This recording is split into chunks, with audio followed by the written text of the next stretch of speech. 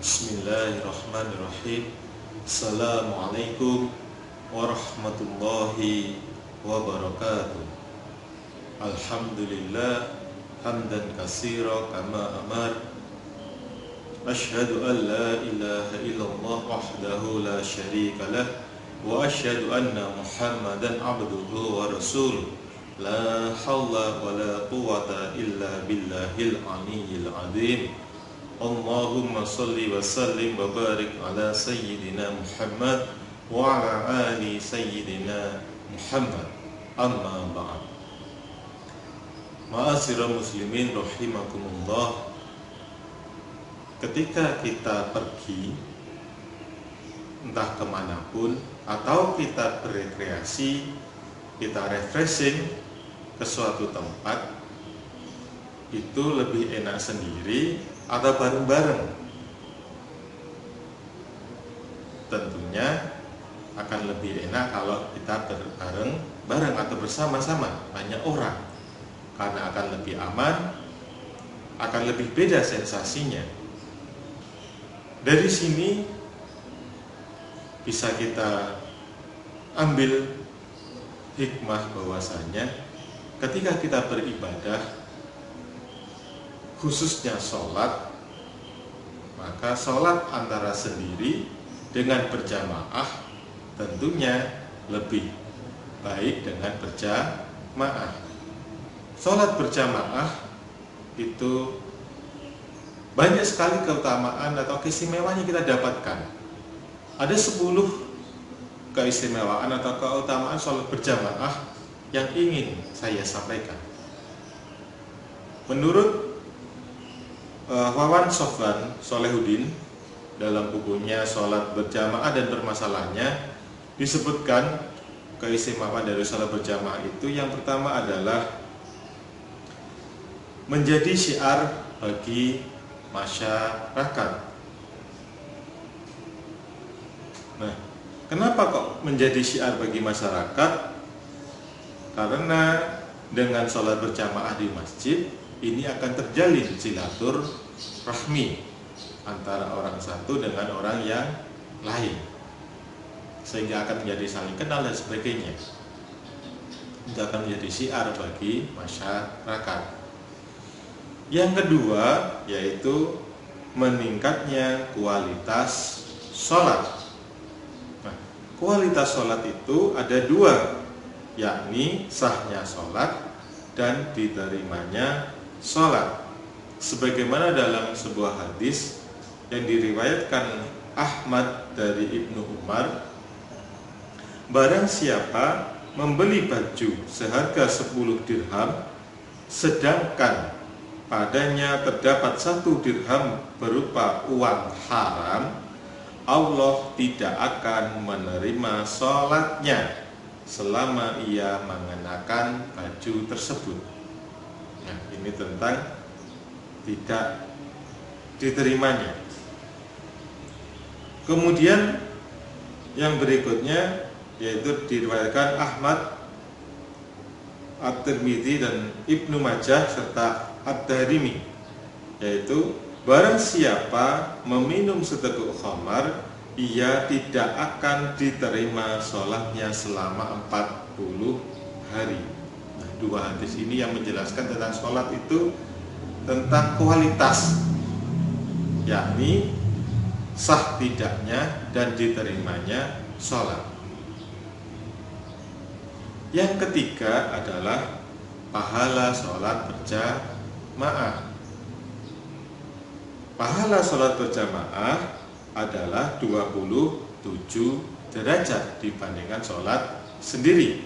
Sebagaimana dalam riwayat Bukhari, sholat berjamaah melampaui sholat sendirian dengan mendapatkan 27 derajat. Yang keempat, dijauhkan dari sifat munafik. Nah, ini sholat berjamaah itu dijauhkan dari sifat munafik sebagaimana dalam surat An-Nisa ayat 142. Sesungguhnya orang-orang munafik itu menipu Allah dan Allah akan membalas tipuan mereka. mereka bermaksud riya dengan sholat di hadapan manusia, dan tidaklah mereka menyebut Allah kecuali sedikit sekali. Yang kelima, yakni diampuni dosanya oleh Allah. Sebagaimana sabda Rasulullah yang berbunyi, jika imam mengucapkan ghairil maghdubi alaihim waladdallin, maka ucapkan amin, karena sesungguhnya siapa yang mengucapkan amin bersamaan dengan ucapan malaikat, maka ia akan diampuni dosa-dosanya yang telah lalu. Sementara 5 keistimewaan lainnya disampaikan oleh Abu Al-Lais As-Samarkandi dalam Tanbih Al-Ghafilinnya. Yang pertama yaitu Allah akan menghilangkan kesusahan dalam urusan menghadapi kehidupan.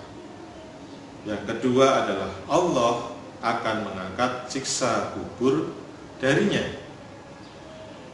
Yang ketiga, Allah akan memberikan catatan amal menggunakan tangan kanan.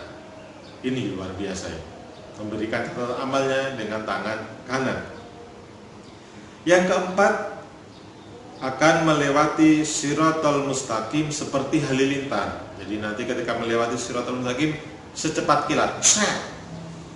Enak bukan? Sangat enak tentunya. Yang kelima, akan masuk surga tanpa dihisab terlebih dahulu. Nah, inilah 10 keutamaan sholat berjamaah yang disampaikan oleh Wawan Sofwan Solehuddin dan Abu Al-Lais As-Samarkandi. Mudah-mudahan kita mampu istiqomah menjalankan sholat secara berjamaah, karena sholat itu adalah tiang agama. Kita harus selalu ingat bahwasanya sholat menjadi amal yang akan dihisab pertama kali. Dan secara keseluruhan, sholat itu benar-benar secara pribadi akan mencegah perbuatannya keji dan munkar. Innas sholata tanha 'anil fahsai wal munkar. Sesungguhnya sholat itu mencegah perbuatan keji dan munkar.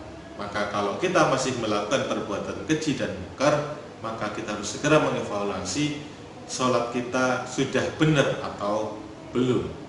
Karena tadi sholat ada kualitas sah, syarat sahnya dan diterimanya sholat. Nah, ini adalah kualitas sholat. Maka sesuai dengan firman Allah tadi, sholat itu akan mencegah perbuatan keji dan munkar. Maka kalau sholat kita benar, maka sudah pasti kita tidak akan melakukan perbuatan yang keji dan munkar.